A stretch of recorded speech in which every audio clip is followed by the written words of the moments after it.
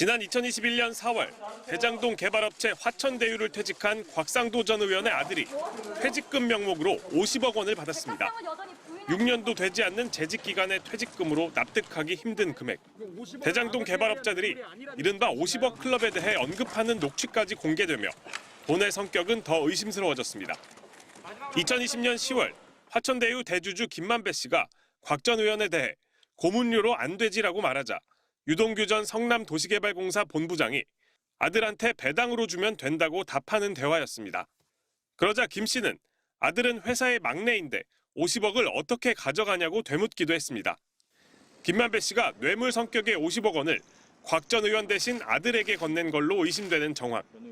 하지만 법원은 3년 전 곽 전 의원 뇌물 혐의 사건 1심에서 무죄를 선고한 데 이어 오늘은 곽 전 의원과 아들이 함께 기소된 사건 1심에서도 곽 전 의원에게는 공소 기각, 아들에게는 무죄 판결을 내렸습니다. 50억 원은 아들이 받은 것일 뿐 아버지가 받았다는 증거가 없다는 판단을 유지했기 때문입니다. 첫 무죄 판결 이후 부실 수사 비판이 쏟아지자 검찰이 곽 전 의원에겐 범죄 수익 은닉 혐의를 적용하고 아들도 뇌물 사건 공범으로 기소했지만 결국 뇌물 혐의 자체를 입증하지 못한 겁니다. 더구나 법원은 검찰이 곽 전 의원을 또다시 재판에 넘긴 건 뇌물 사건 1심 결과를 뒤집으려는 의도를 갖고 자의적으로 공소권을 행사한 공소권 남용이라고 판단했습니다. 선고 직후 곽 전 의원은 자신은 피해자라고 목소리를 높였습니다. 저는 이 과정에 대해서 아무것도 모르고 있다가 튀어나온 피해자거든요. 그 돈들의 성격이나 경위 이런 것들을 검사들이 조사를 안 한 상태로 그냥 기소를 했기 때문에 검찰과 민정수석을 거친 실세 국회의원이 아버지가 아니었다면 어떻게 말단 직원에 가까운 아들이 50억 원이라는 거액의 퇴직금을 받을 수 있었는지 그 평범한 의문은 이번에도 풀리지 않았습니다. MBC 뉴스 윤상문입니다. 50억 클럽 명단이 공개된 건 3년 전입니다. 처음으로 그분들을 공개를 하겠습니다. 권순일, 박영수, 곽상도, 김수남, 최재경, 그리고 홍모 씨입니다. 6명 가운데 검찰이 가장 먼저 겨눈 건 곽상도 전 국민의힘 의원. 대장동 일당으로부터 아들이 퇴직금 50억 원을 받은 사실이 언론 보도로 드러났습니다. 검찰은 곽 전 의원을 구속 기소하며 수사에 성과를 내는 듯했지만 1심에서 무죄가 나왔습니다. 검찰은 그런 뒤에야 보강 수사에 나서 곽 전 의원을 다시 재판에 넘겼고 아들도 뇌물 혐의 공범으로 법정에 함께 세웠습니다.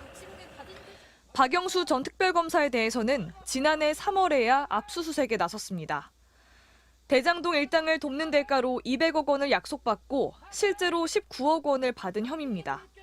늑장 수사에다 박 전 특검에 대한 구속영장도 한 차례 기각되며 부실 수사 논란도 일었습니다.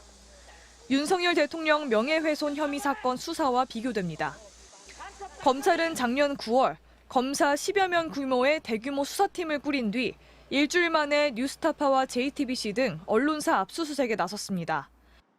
최근에는 야당 정치인들과 언론인들의 통신 자료를 대거 조회한 사실이 드러나 언론 재갈 물리기라는 지적도 나옵니다.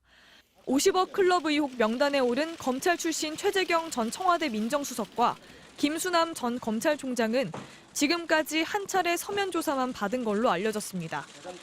제 식구 감싸기 지적이 나오는 가운데 검찰 관계자는 무혐의로 판단한 건 아니라고 했습니다. 최재경, 김수남 두 전직 검사들은 50억 클럽 의혹은 사실 무근이라는 입장입니다.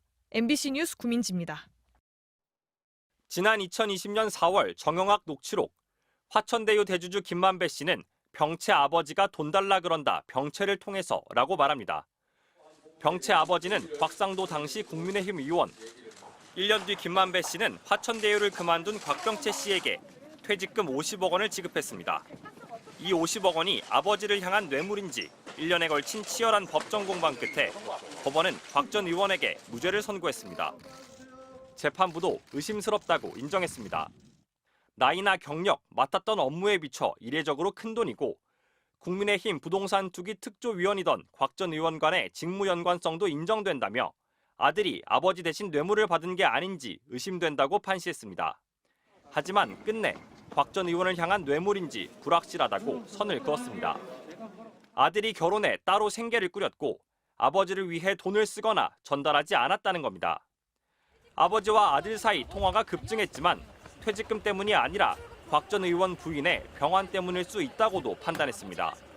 50억의 뇌물이면은 뭐 거의 무기징역을 선고해야 될 정도로 중형을 선고해야 되는데 명확하게 구속 요건이 입증됐다 이렇게 보기 어렵다고 판단한 것 같습니다.